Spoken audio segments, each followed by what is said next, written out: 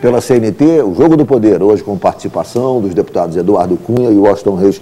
Deputado Washington Reis, o senhor que é de Petrópolis, os moradores o senhor que é de Caxias, os moradores de Caxias sofrem com o problema do pedágio, porque um distrito importante de Caxias, Xerém, fica além do pedágio, ou seja, quem mora em Xerém acaba tendo que pagar pedágio, a cidade fica cindida, a cidade fica partida por conta do pedágio. O senhor tem em Brasília, como deputado, feito tratativas junto ao Ministério do Transporte para tentar resolver o problema. A quantas anda essa negociação? Que tipo de notícia nova, que tipo de informação nova o senhor tem a respeito da negociação para se resolver esse problema? Ricardo, um breve retrospecto.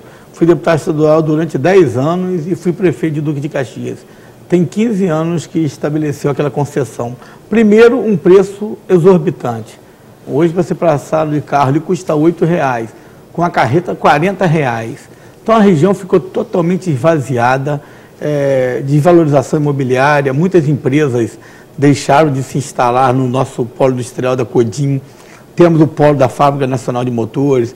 Enfim, graças a Deus, eu quando fui prefeito, ainda eu fiz 2 vias de acesso pela estrada do Cantão e pela estrada do Capivari, o que minimizou e conseguimos restabelecer o desenvolvimento da região. Mas estamos muito atrasados. E o que me motivou a vir candidato a deputado federal, um dos maiores motivos que eu pensei, eu eleito deputado federal, eu vou ter uma força política para cuidar disso. Então, desde a primeira hora, o nosso companheiro Eduardo Cunha, lá que coordena a bancada, nosso líder, ao invés de pedir cargo, eu falei, a minha vinda para cá, eu não consigo pensar diferente, porque não é só a mudança da praça de pedágio. Nós temos um projeto da duplicação da serra, criando um túnel, o maior túnel rodoviário do Brasil.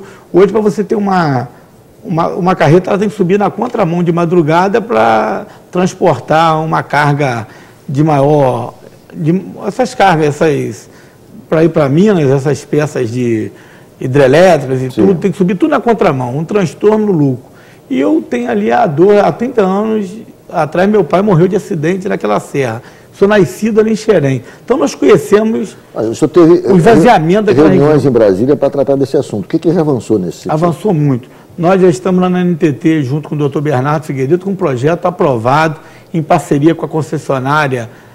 O doutor Pedro Johnson, presidente da Conce, tem sido um parceiro para a solução desse problema. Esse projeto consistiria de quê exatamente? O que é? Prorrogar o prazo da concessão, onde vai dar fluxo para a concessionária poder fazer esses investimentos. Porque a União... Esse investimento ele seria exatamente do quê? Duplicação da serra, construção de um túnel, a mudança da praça do pedágio, enfim, criar uma infraestrutura de melhoria ali, que não vai atender Duque de Caxias, não vai atender Petrópolis, Minas, todos os brasileiros que trafegam ali naquela rodovia. Agora mesmo, tem uns 15 dias, uma carreta incendiou na serra, ficou parada a serra durante 12 horas, a noite toda, tudo deu um nó na baixada. Então nós avançamos muito. No dia 13 agora de setembro, aprovamos um requerimento nosso de uma audiência pública, onde teremos lá a presença do Palácio do Planalto, representante do Gabinete Civil, o ministro do Transporte, o presidente da concessionária, o presidente da Comissão de Transporte da Câmara Municipal do Duque de Caxias, vereador Nivão Almeida, enfim, várias autoridades, o presidente da NTT, o nosso líder Eduardo Cunha e outros colegas deputados. Eu creio que nós chegamos, depois de 15 anos de luta, depois do dia 3, nós vamos obter essa vitória, que vai ser a vitória da população. Quem vai para Itaipava, curte a região serrana, corre risco constantemente ali na serra, devido a uma infraestrutura que foi construída há quase 100 anos. Está totalmente ultrapassado e inadequada pelo crescimento, o número de veículos, o crescimento da população. Perfeito. Deputado Eduardo Cunha, o governo, nessa semana passada, pediu ao Congresso que segure a votação do veto do presidente Lula, a lei que foi aprovada pelo Congresso, que distribui igualmente a todos os estados, produtores e não produtores, os royalties do petróleo. A intenção é de que se encontre uma saída que não onere tanto o governo para resolver esse impasse que hoje se encontra dividindo o Brasil entre os estados que produzem petróleo e os estados que não produzem petróleo, que querem também unar com um pedaço significativo dos royalties advindos da produção do petróleo. O senhor acredita que haja algum tipo de solução que não passe por uma postura do governo um pouco mais benevolente, abrindo mão da sua parte ou de parte da sua cota para que atenda aos estados, sem prejuízo do Rio e do Espírito Santo, que são os estados maiores produtores de petróleo do Brasil? Veja bem, Ricardo, nessa semana o ministro Manteiga ficou de apresentar uma proposta antes dessa votação desse veto, que foi adiado já para o dia 5 de outubro, essa votação. Na realidade, é preciso que a gente tenha em mente o seguinte: esse veto, se for derrubado, ele vai para o Supremo Tribunal Federal e certamente a judicialização vai fazer com que caia essa medida legal, porque simplesmente você não pode criar despesa por origem do Poder Legislativo. Então, certamente vai ser muito fácil derrubar isso no Supremo Tribunal Federal. Porém, a discussão política continua. E não há almoço de graça. A gente costuma dizer que alguém tem que pagar a conta do almoço. Ou os estados produtores vão perder dinheiro, que nós não queremos, estamos lutando para isso, ou os estados não produtores não vão conseguir o dinheiro que querem, ou a União ou os outros beneficiários, os pagadores da participação especial e do royalties vão ter que pagar mais. Essa conta tem que fechar de alguma maneira. Fora disso, a conta não fecha. Tá? Então, a solução que está sendo o governador Sérgio Cabral, lá na comissão da Câmara dos Deputados, que trata do assunto, presidida pelo deputado Fernando Jordão, ele apresentou uma solução que é baseada na correção do preço do barril do petróleo das participações especiais. Quando as participações especiais foram criadas, o barril do petróleo estava a 16, 15 dólares e hoje se encontra a mais de 100 dólares. Só essa correção, segundo disse o governador Cabral na comissão, permitiria um aumento de arrecadação de 2 bilhões de reais.